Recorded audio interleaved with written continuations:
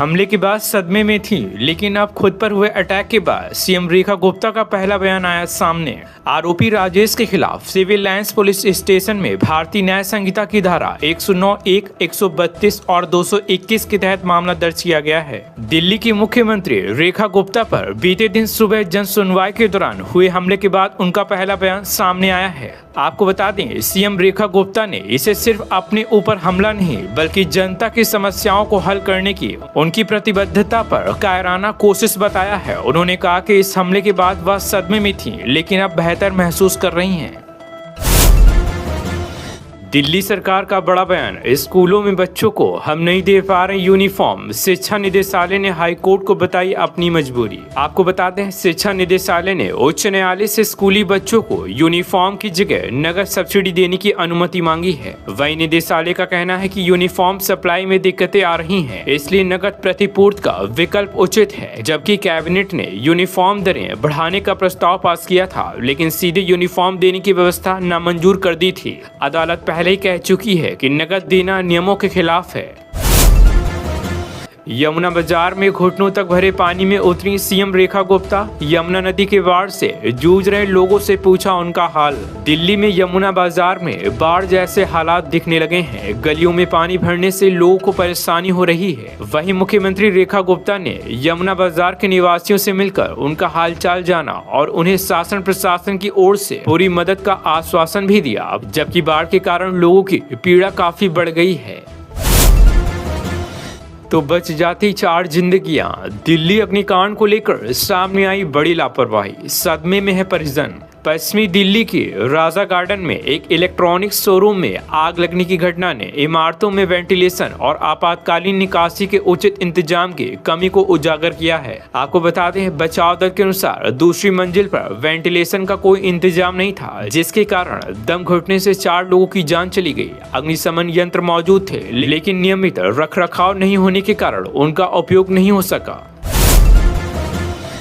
दिल्ली में नया शिक्षा कानून लागू, पेरेंट्स और स्कूलों के लिए क्या है इसका मतलब, जाने बिल की खास बातें। दिल्ली में नया शिक्षा कानून लागू हो गया है, जिसका उद्देश्य स्कूलों में फीस निर्धारण में पारदर्शिता लाना है। अब स्कूलों को फीस बढ़ाने से पहले सरकार से अनुमति लेनी होगी। वहीं आपको बता दें, दिल्ली के हर स्कूल में अब फीस समिति होगी, जिसमें अभिभावकों की भी भागीदारी होगी। यह कानून मनमानी फीस वृद्धि पर रोक लगाएगा और शिक्षा के व्यवसायीकरण को भी कम करेगा।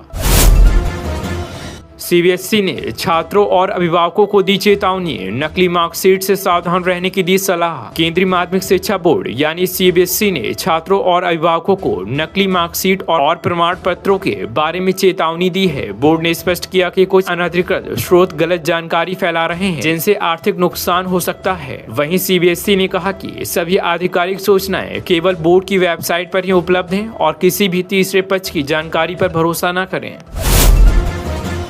आईआईटी दिल्ली में नए केंद्र की हुई शुरुआत। एआई, हेल्थ टेक और बायो इंजीनियरिंग की प्रगति को मिलेगी गति। आईआईटी दिल्ली में प्रिसिजन और personalised health care state of excellence का उद्घाटन किया गया है। यह केंद्र एआई आधारित हेल्थ टेक और बायो इंजीनियरिंग में प्रगति को बढ़ावा देगा। इसका उद्देश्य स्वास्थ्य नवाचारों को बाजार में लाना और चिकित्सा आवश्यकताओं को पूरा करना है। वहीं यह केंद्र व्यक्तिगत दवा, बायो इमेजिंग और सहायक तकनीकों पर काम करेगा, ताकि रोगियों के उपचार में सुधार हो सके।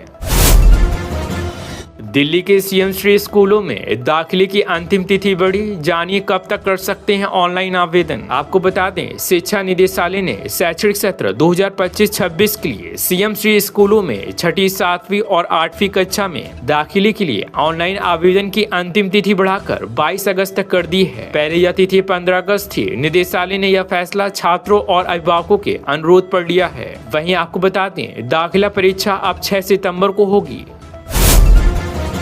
भाजपा सरकार के कुप्रबंधन के चलते पानी की किल्लत से जूझ रहे दिल्ली वाले। आतिशी ने सीएम रेखा गुप्ता को लिखी चिट्ठी। आप नेता आतिशी ने सीएम रेखा गुप्ता को पत्र लिखकर दिल्ली में पानी की किल्लत का मुद्दा उठाया। उन्होंने कहा कि भाजपा सरकार के कुप्रबंधन के चलते दिल्ली के कई इलाकों में पानी की आपूर्ति बाधित है, जबकि सड़कों पर जलभराव है। वहीं आतिशी ने जल बोर्ड की कार्य क्षमता पर सवाल उठाते हुए कहा कि मानसून में यह हाल है तो गर्मियों में स्थिति और भी गंभीर हो जाएगी। पीएम मोदी बोले, दिल्ली, हरियाणा, उत्तर प्रदेश और राजस्थान में भाजपा को मिला किसानों का साथ, दी बड़ी सौगात। प्रधानमंत्री नरेंद्र मोदी ने दिल्ली एनसीआर के लिए द्वारका एक्सप्रेसवे का दिल्ली खंड और अर्बन एक्सटेंशन रोड यानी UR2 नामक 2 राजमार्ग परियोजनाओं का उद्घाटन किया। इन परियोजनाओं का उद्देश्य दिल्ली में भीड़ कम करना, कनेक्टिविटी सुधारना, यात्रा समय को कम करना और प्रदूषण को घटाना है। वहीं इन परियोजनाओं की कुल लागत लगभग 11,000 करोड़ रुपए है। प्रधानमंत्री ने दिल्ली सरकार द्वारा यमुना की सफाई के प्रयासों की भी सराहना की।